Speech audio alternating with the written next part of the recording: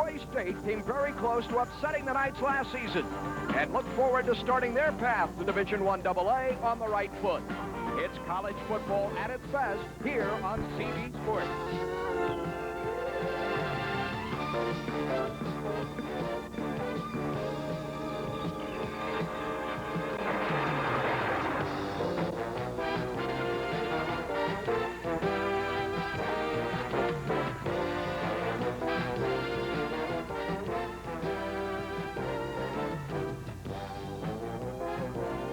CV Sports presents live coverage of NCAA college football.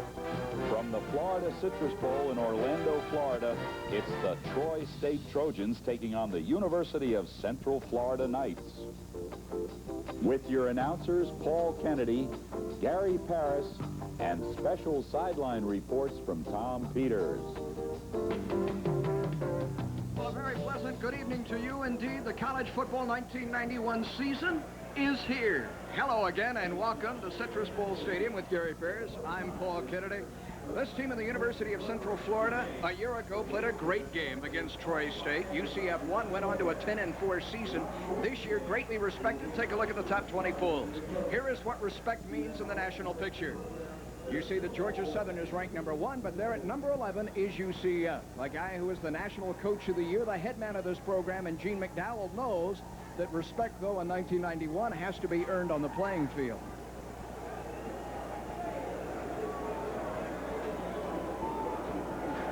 Let's begin and talk a little bit, Gary, about the guy that will trigger this attack. UCF is going to get the football first this evening, and Ron Johnson really makes their offense fly. Ron Johnson's a veteran quarterback now, Paul. He's had an exciting year. He took them to the dance. He wants to take them back again this year. Look for an exciting season out of Ron Johnson. And for Troy State, this is a team that won a Division II title twice in 1984 and in 1987. This year, though, they move into 1AA competition for the first time under their first-year head coach in Larry Blakeney. You see the numbers on Ron Johnson. We are underway, and more on Blakeney and his ball club in just a moment. This first opening kick is received by Mark Whittemore, who brings it out across the 20 up to the 22-yard line.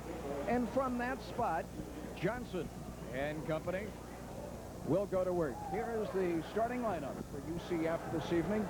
Offensively, you will see that a freshman in Mark Brutodoria bends over the football for the first time tonight. Schoen, Mills, Goforth, and Connor.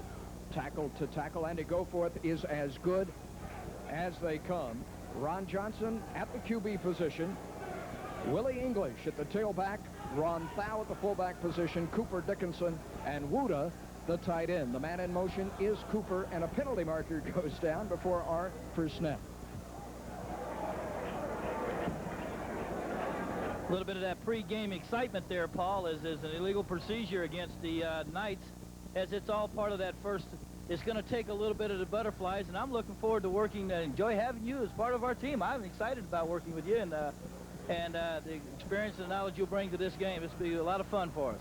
We should have a good time, big guy, and there is a guy looking to have a good season himself, the fifth-year senior, Ron Johnson, 5'11", 166, out of St. Petersburg. The tailback, of course, is Willie English, who slants off the right side and is cracked as he comes up to the line of scrimmage. Cole Pittman, the linebacker, hitting first, the junior, a 208-pounder, wears number 51 on his back. English, a year ago, rushed for 751 yards. He averaged close to 5 yards a carry and scored 13 touchdowns. But he is trying to fill some very big shoes for UCF. Lost some talent back there. The loss of Mark Diacone, and that's going to be some tough shoes to fill. Mark had over 1,000 yards. Willie can do it, though. Gave him a gain of 1, play action. Johnson goes upstairs for the first time, and it's in and out of the hands of his intended receiver, Mike Dickinson. And what a shot was leveled by Steve Leach, the free safety. He, too, a senior, and that 189-pound defensive back from Gadsden, Alabama, let Dickinson have it. Well, he's a good defender. Now, this team is, their safeties led their team in tackles last year and in good stops. They're both aggressive. They like to play that way. A new coach this year, and Coach Blakeney, he's going to bring some of that Auburn experience. At 14 years there as an assistant with them, and they play aggressive, as you well know of, at Auburn. Rhodes to the near side, to the far side, Cooper. Possession snap, 3rd and 14. Fumble. Troy State has the football. The first turnover of the night, and the man who falls on it is Tony Knowles, the senior defensive tackle, number 95. He's pumped up. A first-year program, a first-year head coach, everyone with a fresh start, and emotions are just as high for Troy State as the last time we saw him. As we saw the snap there, Ron Johnson backed out of there, and Ron didn't quite come up with the ball on that play, Paul, and it dropped straight down. New center, you know, he's got to get used to him, and it's going to take a little bit of nervousness out in the first part of this ball game. Russ Young, a sophomore who can run the ball and throw the ball.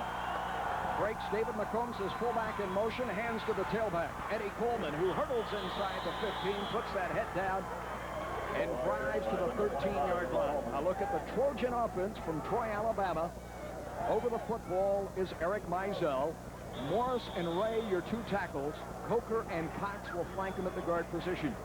In terms of the skill guys, there is Young, the Atlanta native. Coleman, McCombs, who went in motion. Coleman carried. Paul Covington and a great junior college transfer, Reggie Dwight. At tight end, we'll see a lot of him this evening, number 85. A gain of 5, 2nd and 5. Inside handoff to David McCombs, the junior fullback. And he drives it to the 10-yard line, a yard shy of what is needed for a first down. McCombs is from Fort Walton Beach, Florida. And Troy State has recruited a number of players, Gary, from the Sunshine State. Well, a lot of good ball players have come out of the panhandle of the state of Florida. A lot of top good high schools up there. Auburn does a good job. Troy State, Jacksonville, you got Alabama. A lot of teams will recruit from that area. Possession snap here. 3rd, we'll call it a yard. Young, under center. Turns. First down. Flag down. McCombs to the 6-yard line. Carried by number 44, David McCombs. The clock stopped just underway, 12:51 showing. You will see that Cole, the Wiz, Larry Wisniewski, and Nutt across the defensive front. Ariel, Taylor, Hamilton, Nelson in the linebacking core, and the secondary looks as follows. In Travis Johnson and Steve Wright on the corners, Buckley and Shane Loa, the two veteran safeties. That is a costly penalty, the procedure call. On the offense, 6 men on the line, 3rd down. You have to have 7. Bob McLaughlin, our referee this evening. What was a first down on 3rd and 1 now becomes 3rd and 6.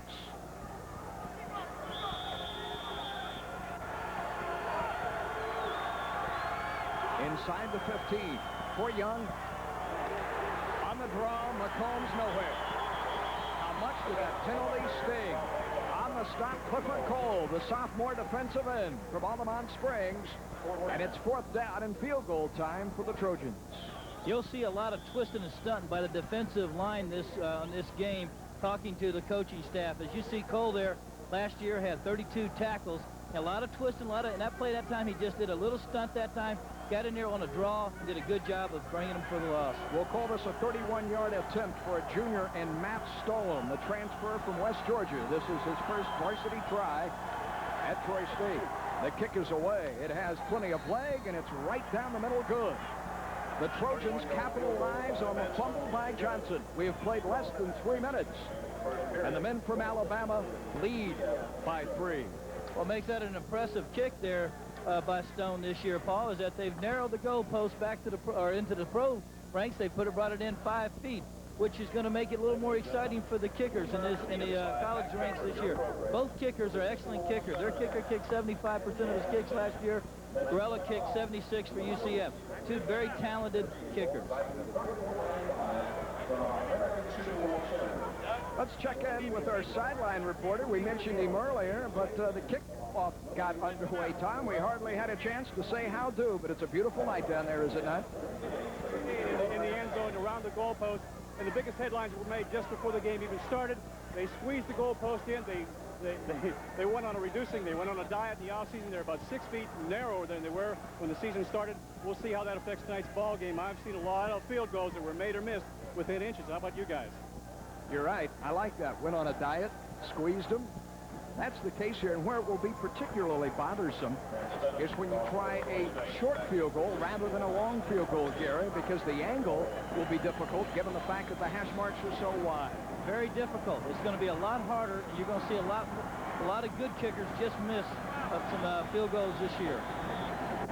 Mark Whittemore in single safety, set to field the kickoff of Matt Stoll. It will be Whittemore from his 12. He bobbles it, scoops it up across the 15, stumbles across the 20, and is out to the 27-yard line. Bounced off a tackler or two as he came upfield, and Russ Rogers, a reserve linebacker, knocks him down after number 14 brought it back 15 yards. And from that point, for the second time tonight, UCF will go on offense. You'll see here, he stumbles there, almost loses balance, but he kept his balance, did a good job of bringing the ball back out to about the 27-yard line. Johnson sets him down at his own 27-yard line behind that freshman center. And Grudadoria. And the handoff is to Willie English. And he has a hole for a while, and it closes as he works the left side and earns 4. We talked about Grudadoria, the center, being a freshman. He's going up tonight against a guy by the name of Matt Brunson at the nose tackle position, number 92, who is a veteran there, and that has to be a challenge, and maybe one of the reasons that we have that bad exchange from center between Grudadoria, who has to have butterflies this evening, and his quarterback in Johnson. No doubt about it, Paul. Anytime you're a rookie or a freshman, you're going up against a veteran. It's going to take you a little while to get into the rhythm of the game. English with a gain of 4. 2nd and 6. Dickinson left. Cooper to the top of your screen. The pitch is to English. He can't turn the corner, though. Barely makes it across the 34 to the 35. Larry Blakeney, the head coach at Troy State, said that man was their greatest concern this evening, and Gary, more than anything else, his ability to line up in the eye and turn the corner on the sweep. He has tremendous ability, and I said last year watching him play that this guy is just 1 year away probably from being an excellent and possibly an All-American running back. 3rd and 2. Thal now resets on the wing right side. The roll by Johnson. The throw. Thal out of the backfield is open. Close to midfield. That's the first down. The first down this evening for the Knights. Cornerback Greg Great from Miami, Florida, came up to make the stop in the secondary. It's a gain of 13 yards, the biggest play thus far, and it comes to a back out of the backfield, something we hadn't seen a lot of a year ago. Val lines up in a previous play, looked like he's going to use it for a blocking scheme. They faked a play action, rolls back, and hits Thal coming right out of the backfield. Nice play, good catch. Sidelines right, running room left, and out of the eye. Johnson takes his time. Turns, Thal will work the middle, exploding into Trojan territory. Inside the 40, and rolled down at the 39-yard line.